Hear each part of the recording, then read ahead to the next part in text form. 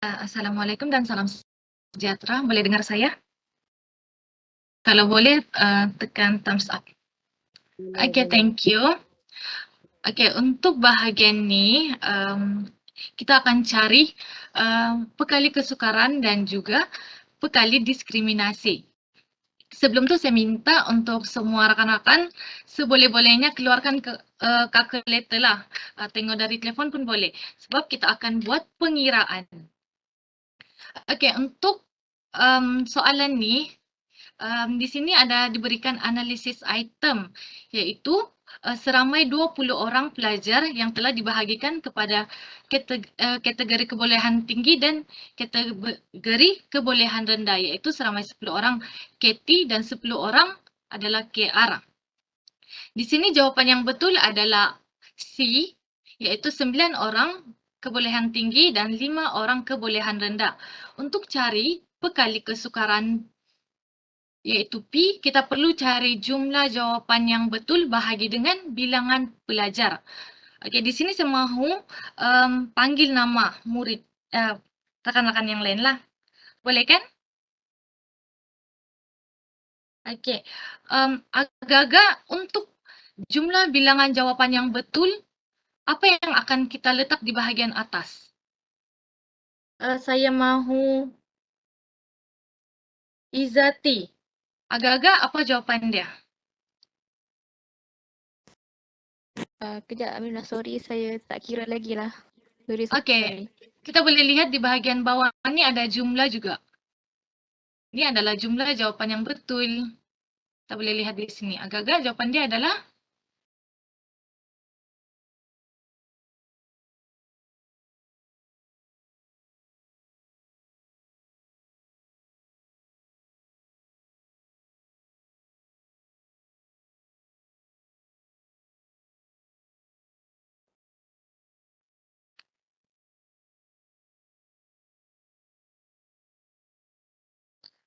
okay, thank you Yong dan Azira. Ya, jawapan dia adalah 14. Di bahagian pekali kesukaran, seperti yang kita tahu, kita perlu tahu jawapan yang betul keseluruhan tersebut. Jadi di sini adalah jawapan dia 14. Bahagi dengan bilangan pelajar iaitu 20 orang.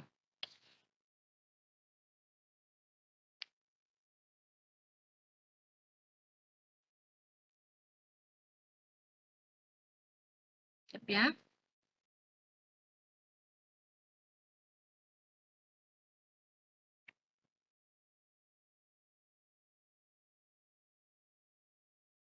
Jadi di sini kita boleh lihat jawapan dia adalah 14/20.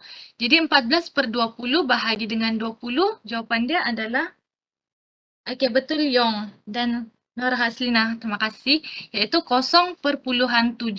Bila 0.7 ia merujuk bahawa 70% pelajar di dalam kelas dapat menjawab dengan betul.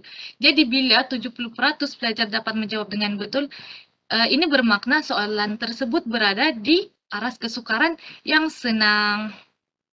Okey, seterusnya adalah untuk cari diskriminasi. Hold on, eh? Ya. Now, Okay. Amrina and the rest of you, how do you know whether the item is senang ke sukar ke sederhana? Kesukaran.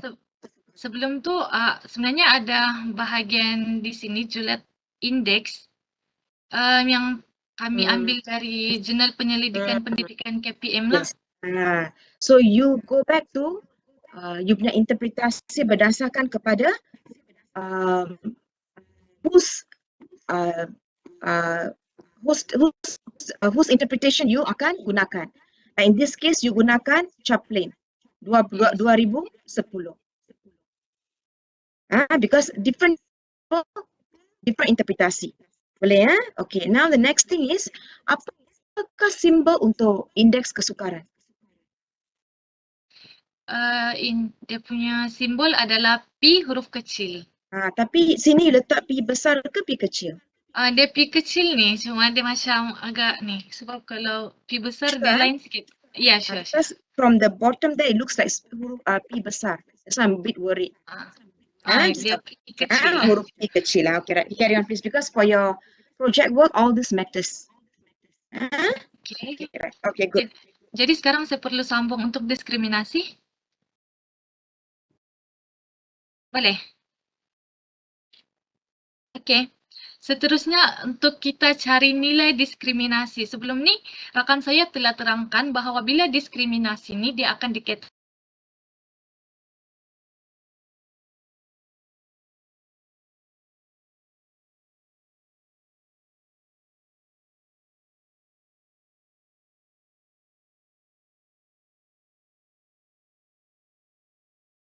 pada kebolehan tahu item orang sebaik. Untuk cara diskriminasi, formula yang diberikan iaitu respon betul KT tolak dengan respon betul KR yang akan dibahagikan daripada separuh pelajar. Okey, di sini kita boleh lihat agak-agak apa respon betul bagi KT. 9. Thank you. Betul, 9. Bagi KR pula adalah 5. okey, betul. Jadi 9 tolak 5 yang akan dibahagikan dengan separuh pelajar iaitu 10 dan 10. Jadi di sini beginilah dia punya yang akan ditunjukkanlah. 9 per 10 tolak dengan 5 per 10. Agak-agak jawapan dia adalah 9 tolak 5 berapa?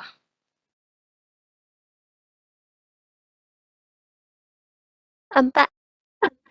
Okey, betul. Jawapan dia adalah 4. Betul Aida, 4 per 10. Jadi untuk tahu bahawa item tersebut jawapan diskriminasi dia adalah 0.4. Di sini kita boleh rujuk kepada julat item. Bila 0.4 ke atas, item tersebut adalah sangat baik yang mana ianya merujuk kepada pelajar di kategori tinggi lebih banyak menjawab berbanding di bahagian kebolehan rendah. Okey, itu sahaja dari saya.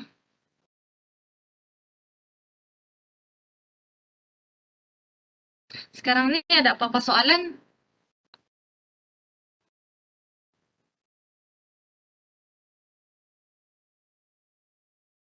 Okey, kalau tiada respon, saya serahkan semula kepada rakan saya, Hanim. Good. Very good. Okay, sorry ya. Anyone kurang faham bagaimana mengira item diskriminasi? Sila letak thumbs down ke, something like that.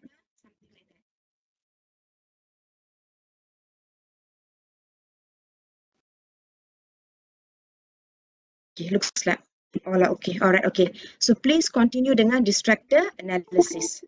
Alright.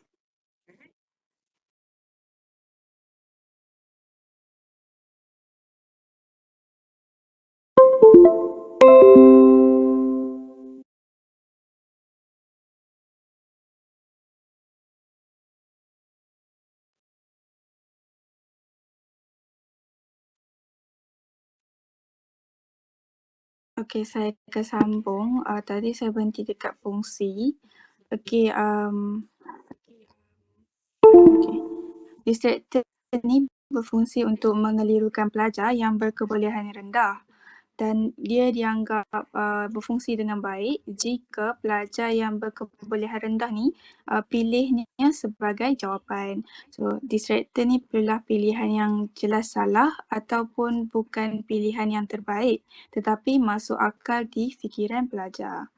Manakala bagi distractor yang tidak berfungsi ni berlaku apabila pelajar berkebolehan tinggi dan rendah tidak memilihnya sebagai jawapan. Jadi tak dipilih mana-mana, tidak dipilih oleh pelajar langsung lah. Okay, sebagai contoh di bawah tu ada kotak untuk pilihan jawapan D yang merekodkan 0 dan 0 bagi kebolehan tinggi dan kebolehan rendah merupakan distractor yang tidak berfungsi sebagai distractor di mana pelajar kebolehan tinggi dan kebolehan rendah tahu bahawa itu bukan jawapan sebenar di mana kebolehan tinggi dan kebolehan rendah ni tak memilihnya sebagai jawapan lah. Oleh itu keberangkalian untuk memilih jawapan secara rawak untuk mendapatkan betul akan ditingkatkan daripada asalnya. Oleh itu penggubal soalan perlu menggantikan distractor yang boleh mengganggu dalam pemilihan jawapan pelajar. Next.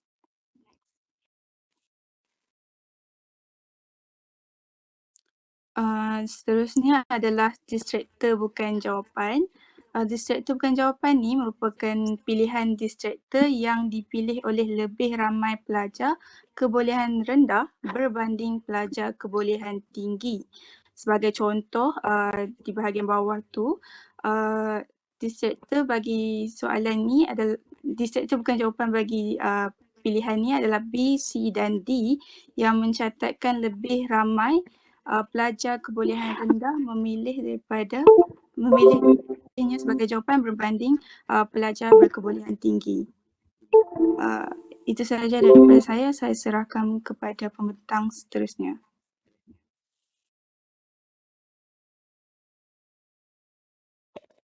Okay, sorry siapa yang bentang sekarang?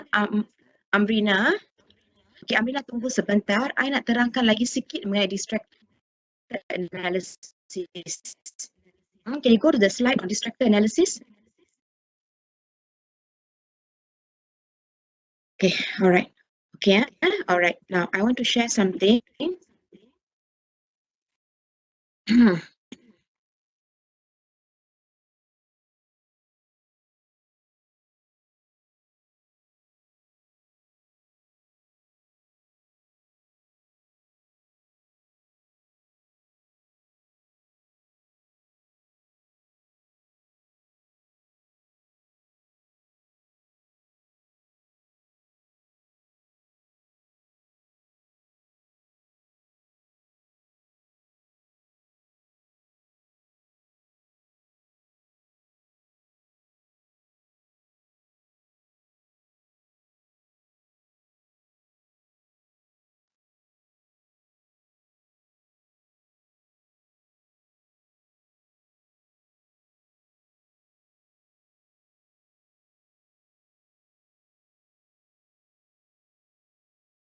Okay, can you all see my word file? Yes, Doctor. Yes, okay.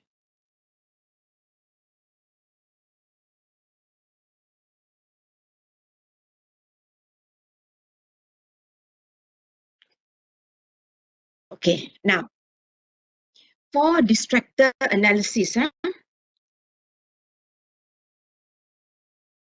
for your distractor analysis,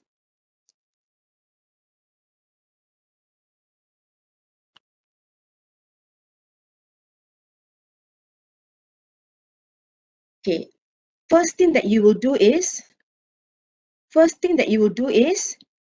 you will first check. Now, I did tell you all of you, suka tak suka, you put in the jumlah here. And also the jumlah here.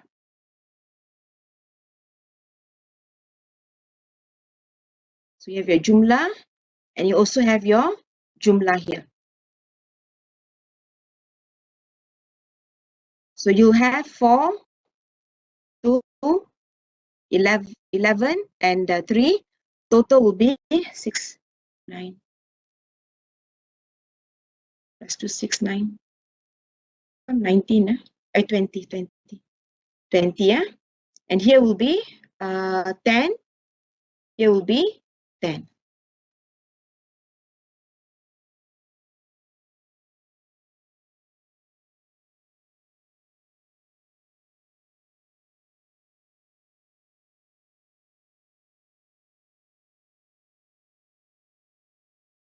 You orang buat nicely lah, saya tak ada masa. You all do it nicely lah, boleh ya? Boleh ya? Alright. So this is your table yang kamu akan buat. So untuk distractor analysis, seperti rakan pembentang you kata, untuk melihat sejauh mana suatu distractor itu berfungsi dengan baik, we always focus on the kumpulan rendah. Always remember, if jawapan we fokus kepada kumpulan tinggi. Distractors, kita fokus kepada kumpulan rendah. So the first thing that you will check is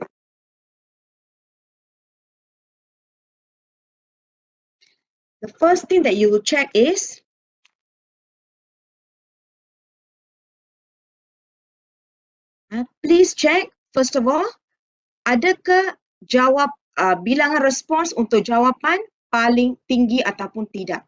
So in this case, kalau you lihat jawapan isi, you tengok paling tinggi. Can you see that? It's the highest compared to all other responses. So that's the first thing that you must check. Even though it's distracted analysis, you check for the jawapan yang guru telah pilih mesti mempunyai bilangan respons yang paling tinggi. Are you okay? Are you okay? Boleh okay. Then, now, do you know why we check whether jawapan yang kita pilih itu mempunyai respons yang paling tinggi ataupun tidak? Anybody can guess?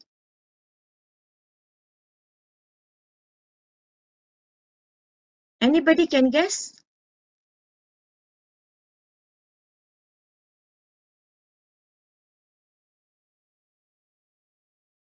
Anybody wants to try? Okay, it's because kadang-kala guru tersilap pilih jawapan. Now, when I say tersilap pilih, we know the answer, but kadang-kala we write wrongly. So, katakanlah for example, the answer is C. Tapi kita pilih, let's say the answer is C, but we put B as the answer. So from here I can detect. I say, how come 11 people chose C? Then I double check. I say, ya lah, C lah jawapan. I silap letak lah. So that's why. So again, remember even though it's distracted analysis, the first thing we check for is the bahagian pastikan jawapan mempunyai respons yang paling tinggi. First thing.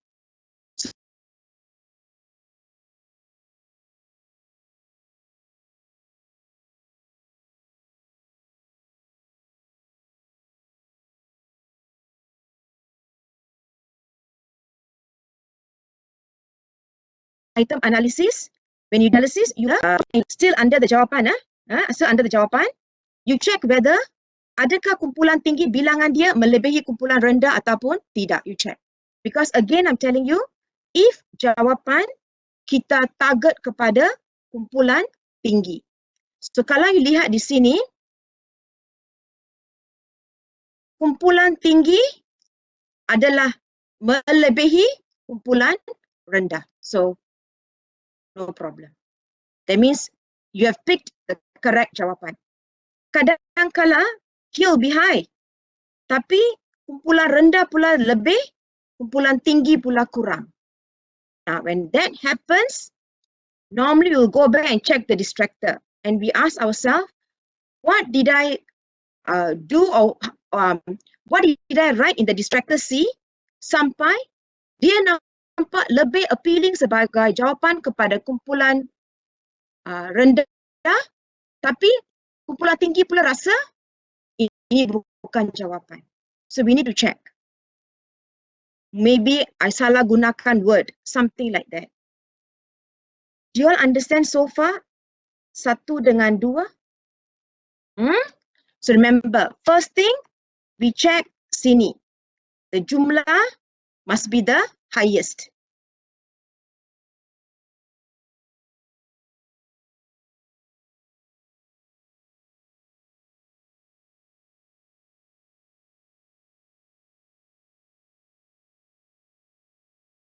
First thing, remember pastikan jumlah adalah paling besar. Then we check, adakah kumpulan tinggi melebihi kumpulan rendah ataupun tidak untuk jawapan. After checking these two, barulah kita mula kepada distractor. Now, bagi distractor, okay, First, we check adakah semua distractor dipilih oleh murid. Like rakan you kata, sesuatu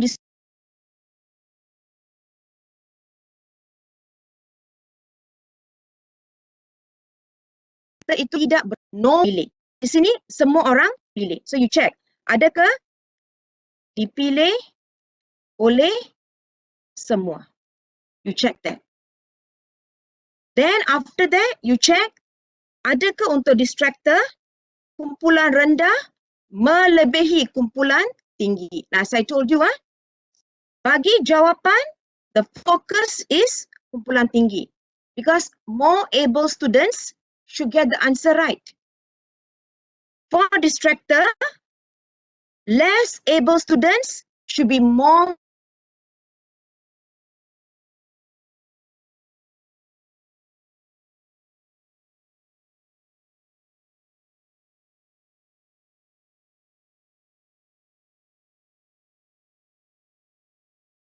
distracted. Anda faham ke?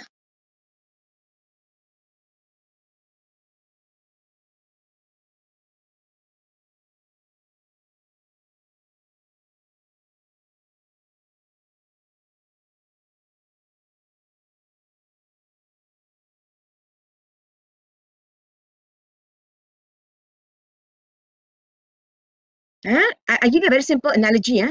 In all religion, ada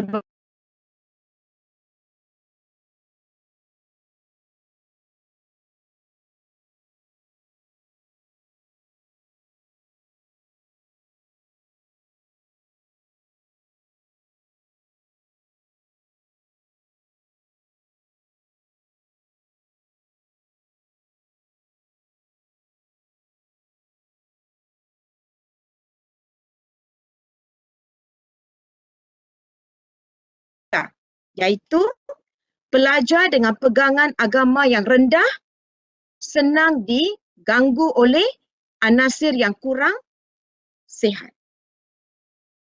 Make sense, right? If your religious values or beliefs are not that strong, kita senang dipengaruhi oleh benda-benda yang kurang betul. You all agree with me? So you take it to be like that. Pegangan lemah, so pelajar berkebolehan rendah. Diganggu oleh anasir kurang sihat. Diganggu oleh distractors. So make sure for distractors you check semua distractor mesti dipilih dan kumpulan rendah mestilah lebih dari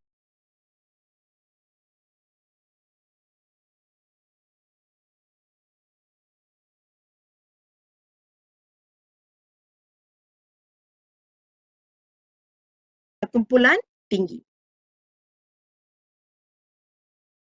Are okay?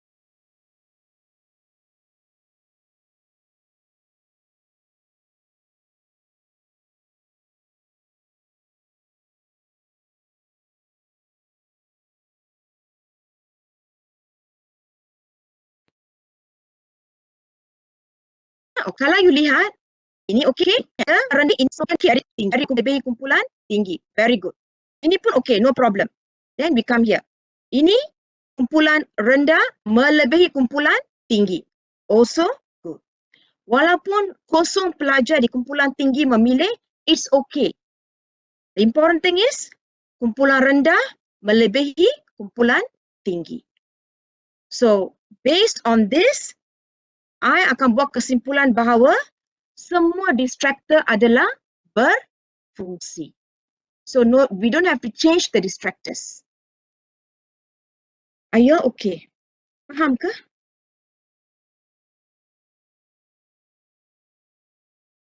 Anybody kurang faham bagaimana membuat distractor analysis?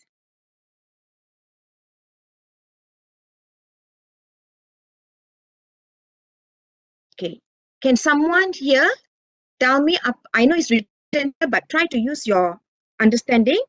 Apakah langkah pertama yang kita buat apabila kita nak membuat distractor analysis? Anybody would like to try? Anybody?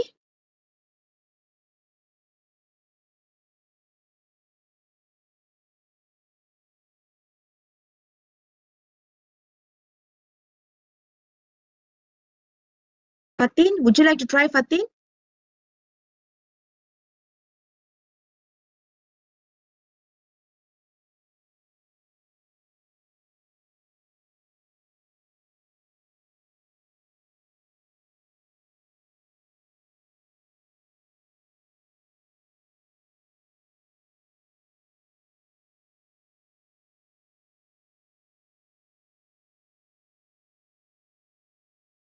Fatin? Doktor, sorry saya terlepas Okay. tadi. Sorry saya sangat doktor. Sama Jemimah?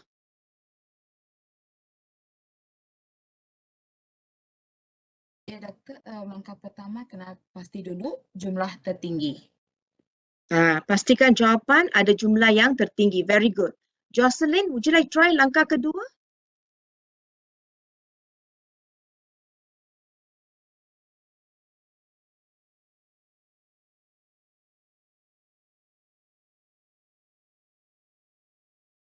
Jocelyn?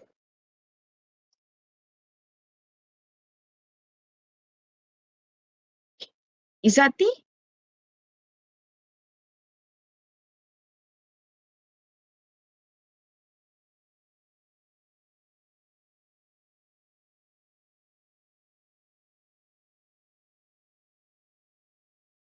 Iman?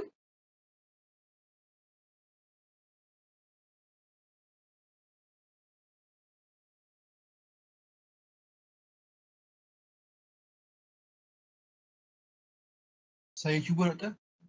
Okay. Kira dia punya difficulty index of expression tu. Difficulty index. Ha. What do you mean by difficulty index? Sejauh mana susahnya soalan tu.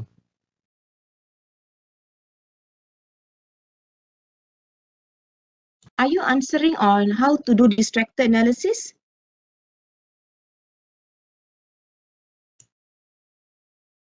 Yes doktor. Okay, so apakah langkah benda kedua yang kita buat untuk distractor analysis?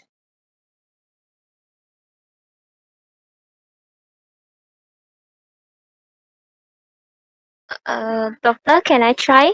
Yes, please.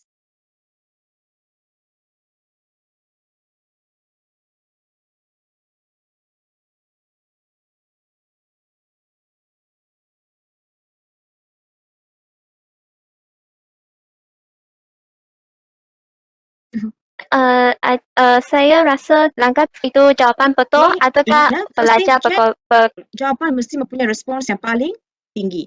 Kedua, we check adakah kumpulan tinggi lebih daripada kumpulan rendah untuk jawapan. Masa kita buat distractor analysis, kita tidak akan mengira item difficulty. Boleh ya? Tadi siapa yang jawab budak lelaki itu? Siapa? Nama dia apa?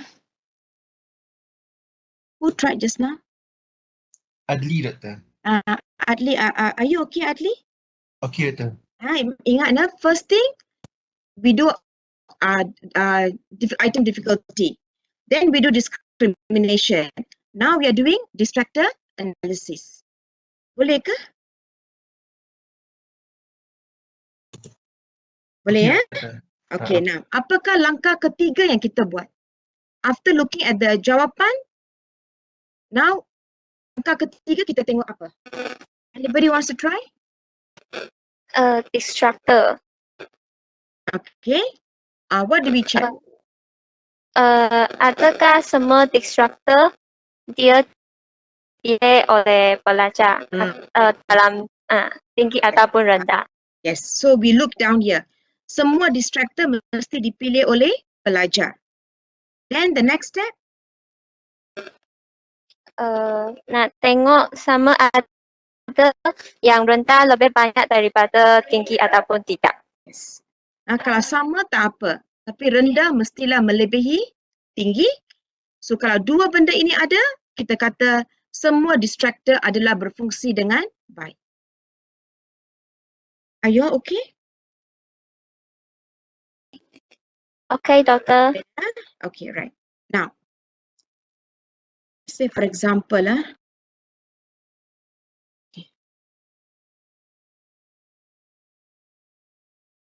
I want to give you one more scenario. Hold on.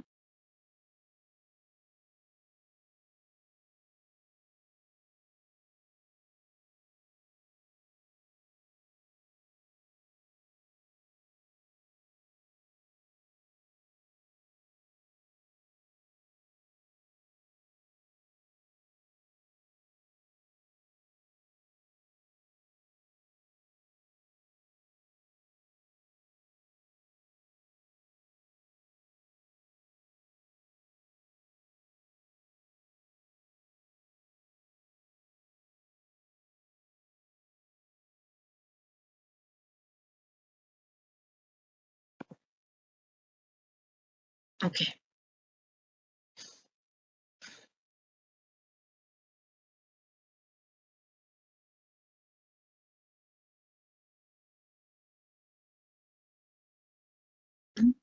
So by now you all should know kena ada jumlah di sini.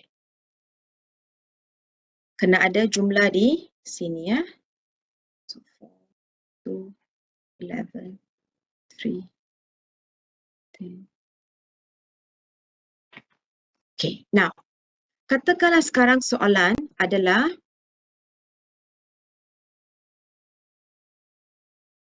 I change my soalan. Okay. Sini 2, sini kosong.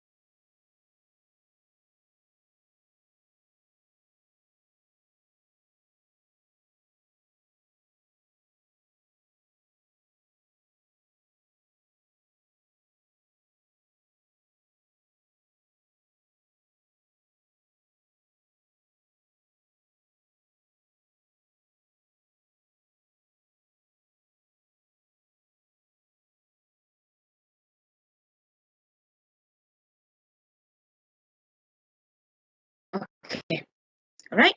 Okay, let's do distracted analysis. Now you tell me what I will do. You tell me, you tell me apa yang I patut buat. Anybody? Mula-mula, what do I check?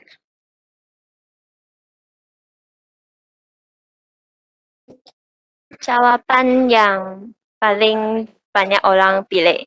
Okay. So, C is the jawapan. Agree ya? Paling banyak pilih. So, no problem. Benda kedua, maybe next another person can answer. There are 55 students here. Jocelyn, are you here, Jocelyn? Yes, doctor. Okay, what happened to you just now? My lost connection. But I can hear doctor call me, but I cannot unmute my mic. Okay, so second langkah apa kita buat? Maybe kita nak tengok lagi yang lain punya jawapan. Adakah itu kebolehan Katie ada lebih dari KL ke? So you check, adakah Katie melebihi KR? In KL, this case, yes. Okay, now what do we check? Hmm, Okay, next person. Someone else, huh? Adli, would you like to try, Adli?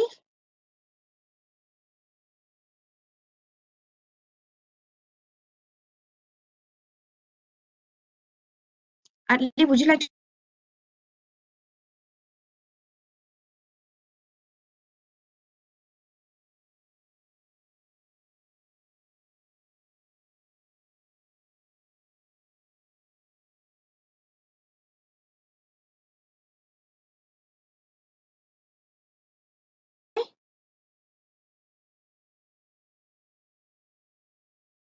Aini Atira?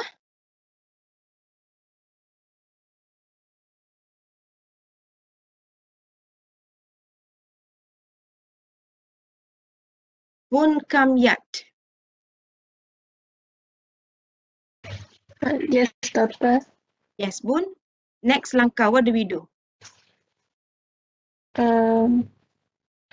We need to see the answer.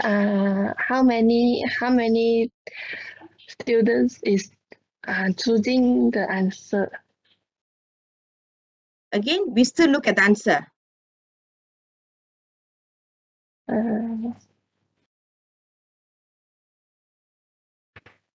Yes, Bun. We look at the answer. Is it, Bun? Yes. Yes, sir. I thought we already checked the answer.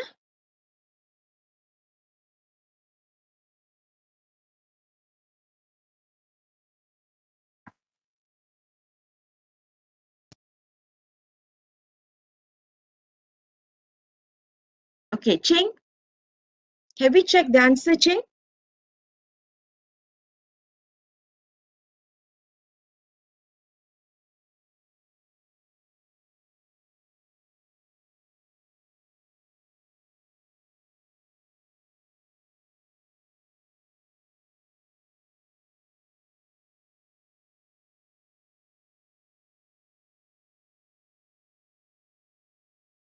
Iman? Are you here, Iman?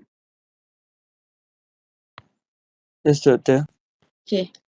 Have we checked the answer? Here. Are we done checking the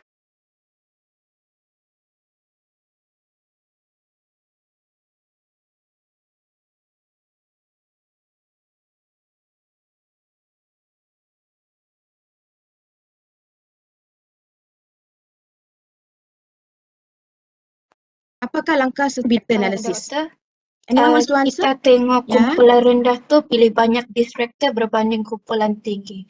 Maksudnya distractor untuk A tu dia sama, jadi distractor dia kosong. Lepas tu untuk distractor B, kumpulan rendah memilih banyak berbanding kumpulan tinggi, dan distractor untuk D pun sama. Kumpulan D tu KR dia lebih banyak daripada KT. Okay, actually benda kedua yang kita check ialah kita check dulu dia punya jumlah di sini. Here. The third one, sorry Doktor.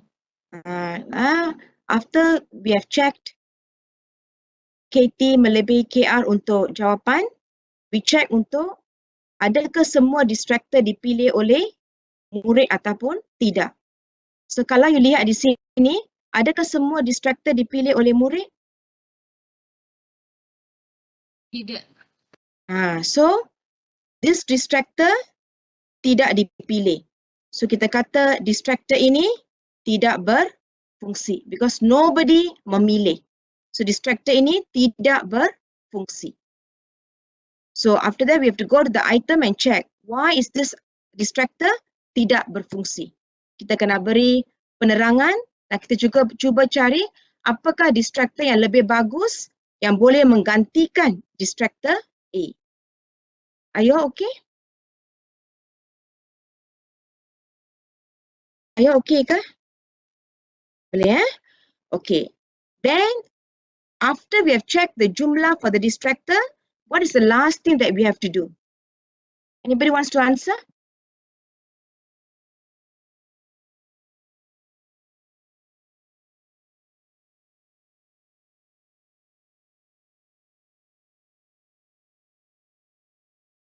Muhammad Ikwan, would you like to answer?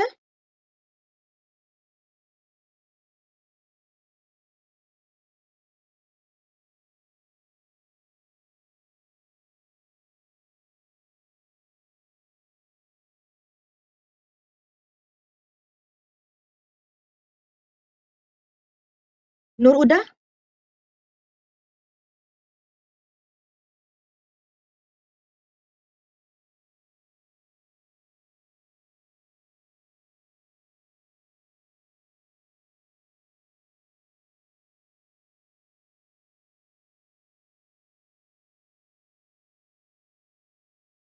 Okey.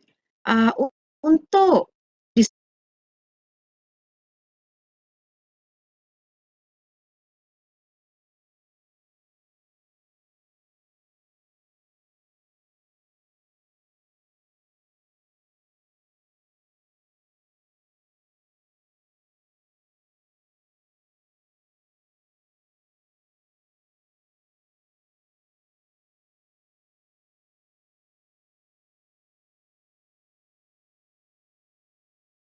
check down here first.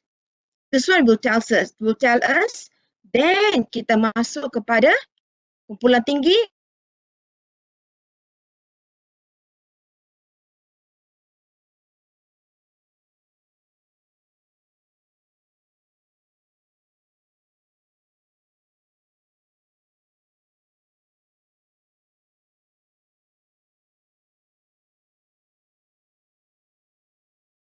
Tapi di sini, adakah kumpulan rendah kurang daripada kumpulan?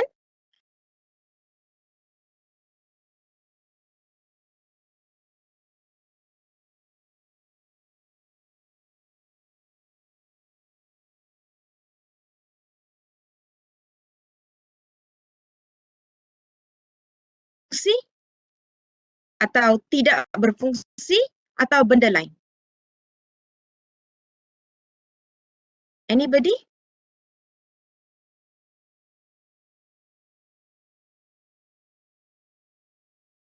Adakah distractor B berfungsi?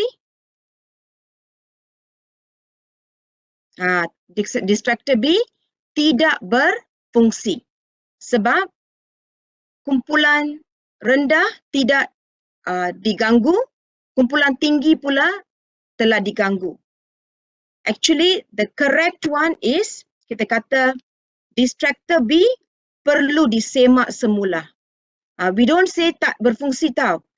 Tak berfungsi is when you dapat kosong di sini. When it's kosong, kita kata tidak berfungsi. When kumpulan rendah kurang daripada kumpulan tinggi, kita akan kata distractor itu perlu disemak semula. Because we need to know apakah perkataan atau apakah frasa yang menyebabkan ia telah mengganggu kumpulan tinggi tapi pelajar kumpulan rendah tidak diganggu. Something in the word is not right.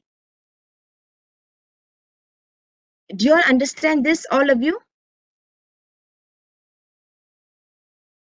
Ingat ya, sini kita kata bila kosong untuk jumlah bagi distractor, kita kata tidak berfungsi. Kalau kumpulan rendah kurang daripada kumpulan tinggi, kita kata distractor itu perlu disemak semula. Sini kalau you lihat, kumpulan rendah melebihi kumpulan tinggi. Sini kita kata distractor D adalah berfungsi. So can you see another 3 scenarios di mana hanya distractor D berfungsi, distractor B perlu disemak semula, distractor A tidak berfungsi. Can you see the maksud dan kenapa kita memberi interpretasi seperti ini? Can all of you see this?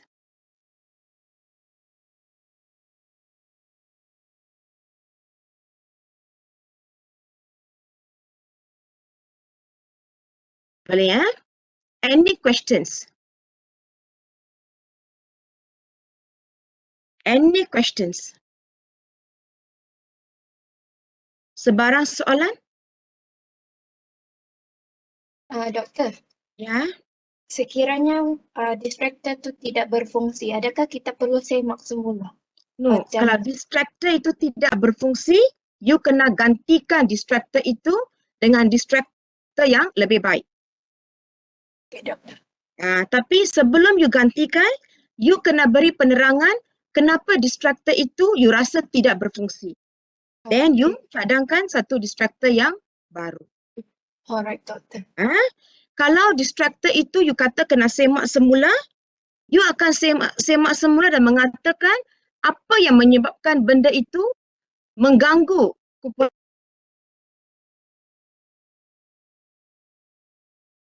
and you cadangkan penambahbaikan bagi distractor yang tidak berfungsi, yang perlu disemak semula itu.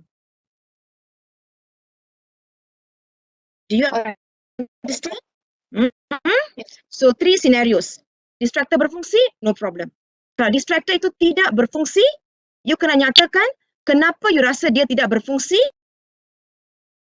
dan cadangkan distractor yang patut menggantikan distractor itu.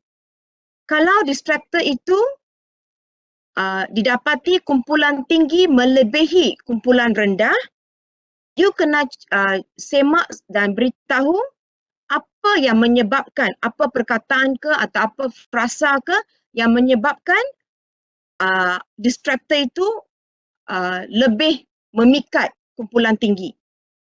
And then you cadangkan bagaimana distractor itu boleh ditulis semula supaya nampak sebagai distractor yang boleh mengganggu kumpulan rendah.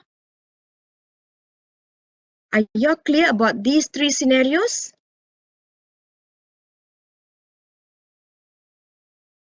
Anybody kurang clear?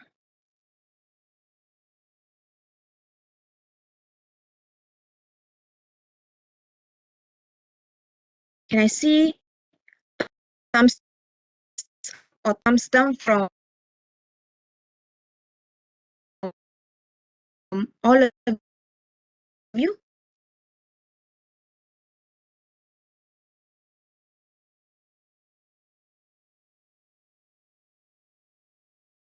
Yeah.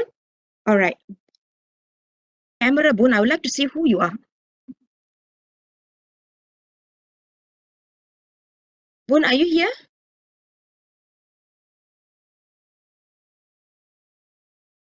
Yes, doctor. Can you on your camera for a while, Boon?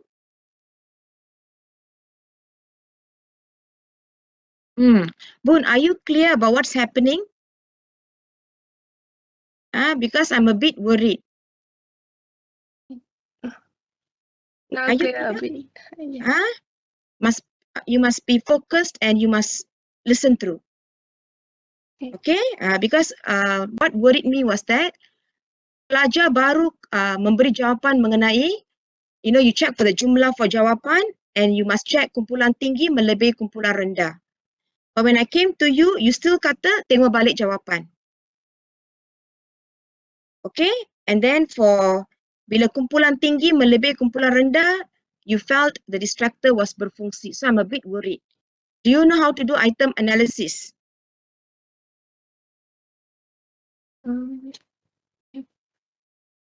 Ya kah?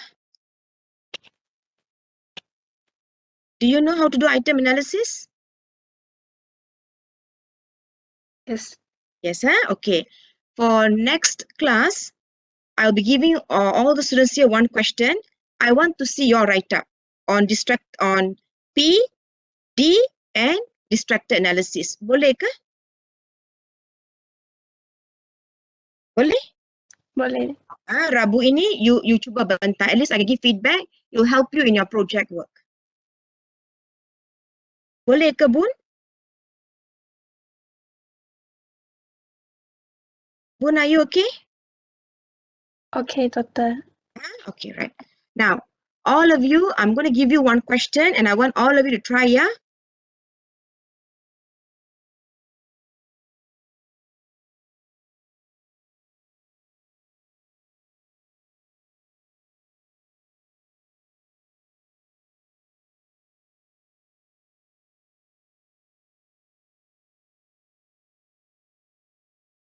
Okay, this question. Please tangkap gambar of this question. If you want to, you can put in the group WhatsApp. All of you, untuk soalan ini, dengar baik-baik ya, jangan keliru ya. Pertama, kira indeks kesukaran, interpretasikan. Boleh? All of you okay?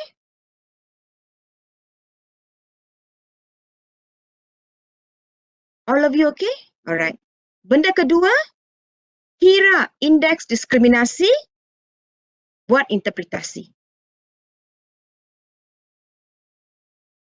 Clear? Boleh tahu ke apa nak buat? Untuk benda kedua?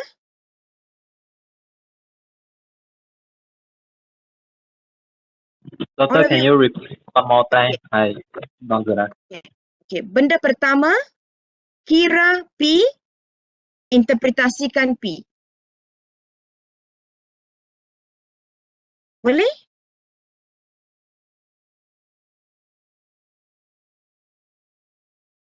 Are you okay? Okay. Benda kedua, kira D, interpretasikan D.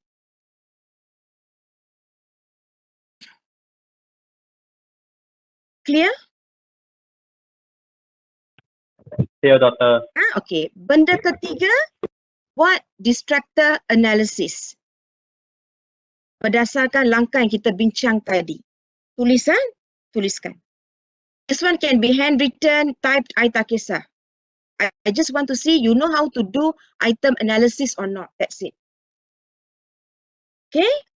Finally, yang keempat, buat satu penilaian mengenai quality item itu berdasarkan bukti-bukti daripada P, D dan distractor analysis. So you make a judgment about the quality of the item. So you kata adakah item ini bagus, simpan, perlu dimurnikan, cadangkan apa yang you patut murnikan atau dibuang. And then nyatakan kenapa patut dibuang. Do you all know what to do? Doktor, yang interpretasikan tu doktor, kami kena buat secara umum sejak kan doktor, tak payah bagi berdasarkan pandangan No, siapa-siapa. you gunakan pandangan yang rakan you bagi dalam slide lah. You jangan okay. cari sendirilah, tak perlu buang masa.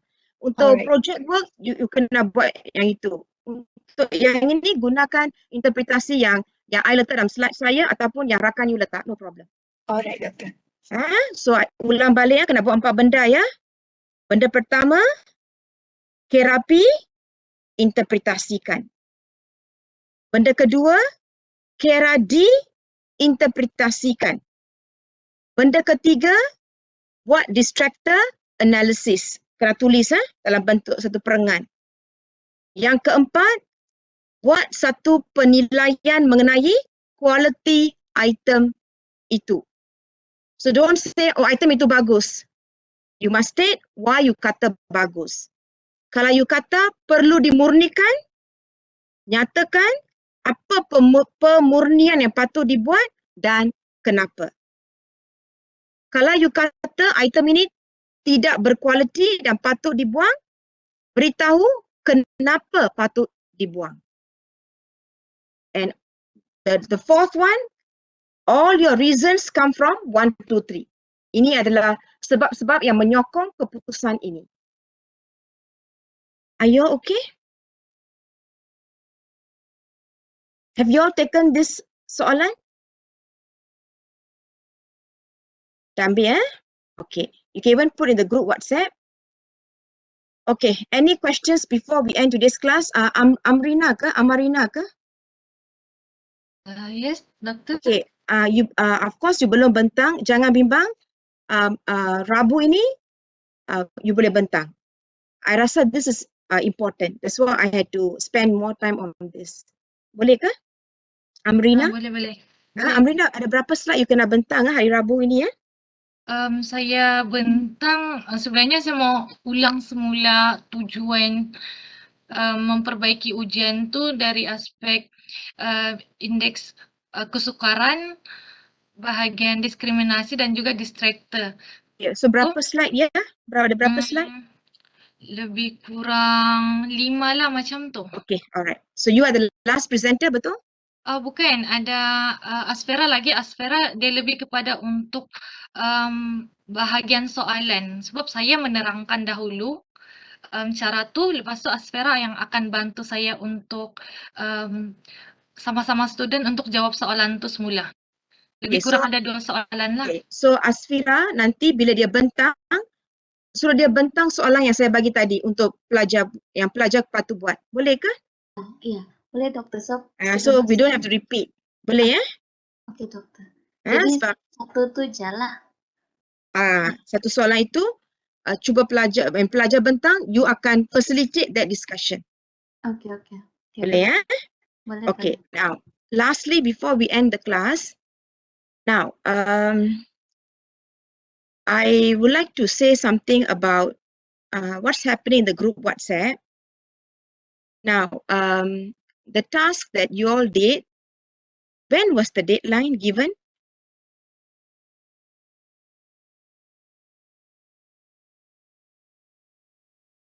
Were you all given a deadline untuk yang membina item itu? Untuk aktiviti itu, ada bagi deadline ke?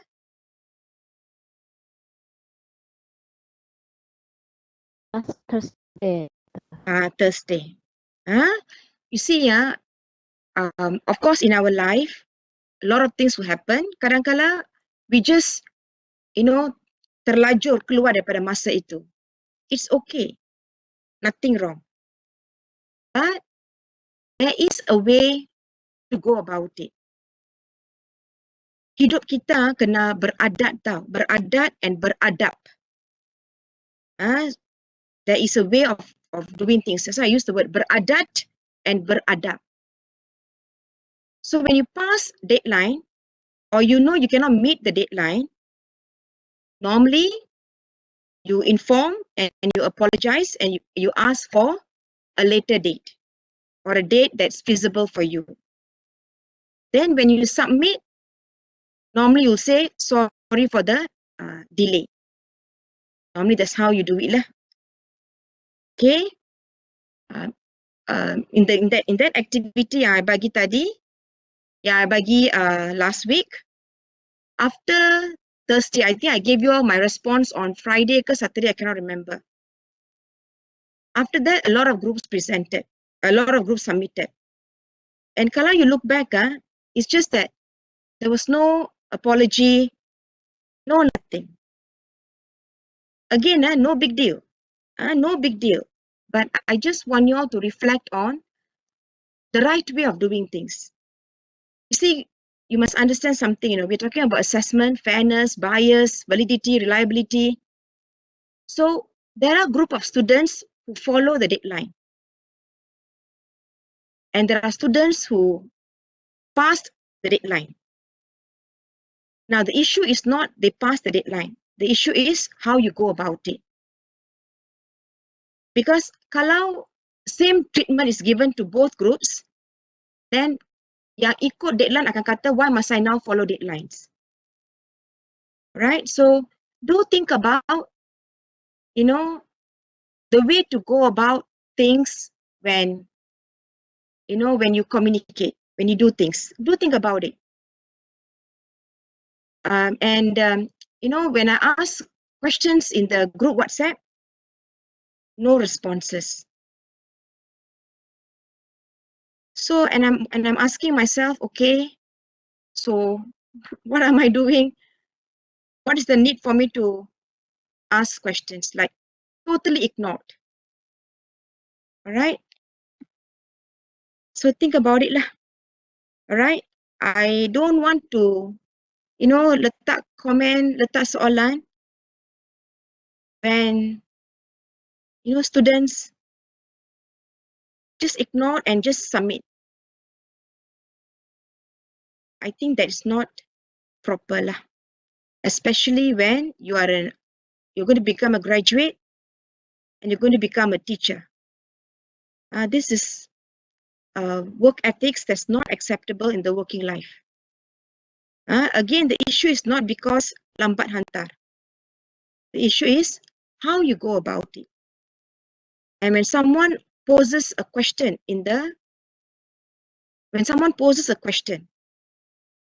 and you just chose to ignore it, think about it lah. Do think about it, whether it's proper or not. In fact, many of you have PM'd me. Go back, you can even check all the personal messages that you did with your other lecturers. Check and see how many of you ended the conversation with a thank you. When you ask me questions, I answer. And when I look back, The last line is my answer. There's not even a thank you. Some of you PM me to say that you made a mistake. But it doesn't end with a sorry. I think during your primary years, just like me, I was told there are 3 magical words. Till now, I practice it, even among my colleagues. May I please? One phrase, may and the please. Thank you and sorry. All right? So do think about it. I hope the group WhatsApp is used for communication. All right? And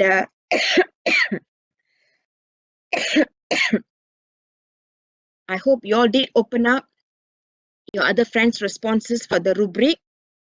Sebab most of you menganggap bahawa rubric must be analytical ataupun holistic, which is true. But that is for questions yang ada banyak responses seperti essay, you know, untuk jawapan-jawapan yang tepat untuk mata pelajaran sejarah atau matematik, you cannot use holistic ataupun analytical unless you're looking for elemen-elemen seperti organisasi, bahasa, struktur ayat, you know, things like that. So if your soalan is nyatakan 5 ciri-ciri whatever, your rubric must explain 5 markah itu mesti mengandungi ciri-ciri apa. 4 markah itu mengandungi ciri-ciri apa. So you must specifically beri jawapan itu. Do you understand what I mean when I say mesti ada jawapan itu? Don't say 5 markah untuk 5 ciri. You must state what are those ciri. Sebab guru perlu tahu apakah ciri-ciri yang boleh diterima itu. For example, I kata, nyatakan kenapa buaya ialah haiwan reptilia. And I put 1 markah. So the answer will be, aku kata 1 markah untuk berdarah sejuk. 0 markah untuk berdarah. And then maybe I'll say 1 markah untuk berdarah sejuk, 0 markah untuk berdarah, 0 markah juga untuk sejuk. That is my skema pemarkahan lah. Because these are specific answers, bersifat fakta. Are you okay? Are you okay? Okay, Doctor. Boleh ya. So one good example was given, if I'm not mistaken, kumpulan 1, di mana saya highlight dengan light blue. So that is actually the skema pemarkahan untuk soalan yang mereka bagi. Tak perlu ada rubrik analytical untuk soalan itu. So do have a look with all the groups that have submitted. The groups who submitted late, if any questions, you can ask me. All right. So think about it lah. Because you all are in 3rd year. Next year will probably be a last semester, last final year. Then some of you will become teachers. So you have to be the one, telling your students nilai-nilai murni, amalan yang baik yang patut diikuti. So before you tell others, you should follow. All right. And when someone asks you a question, normally we will answer. Even though we do not know, we'll just say whatever. So do think about it. All right. So with that note, take care. Untuk soalan yang saya bagi tadi, I want all of you to do it. Please do it individually. No need to check with your friends. And I will pick like 2 to 3 students minggu ini, Rabu ini, untuk share supaya I boleh bagi feedback. And I hope based on my feedback, all of you can start doing your project work individually. Boleh ke? Boleh? Boleh, Doctor. Okay. So that's it. Take care. I'll see all of you pada hari Rabu. Take care. Bye-bye. Thank you, Doctor. Bye-bye. Take care. Thank you, Doctor. Doktor. Thank you, Doctor. Doktor.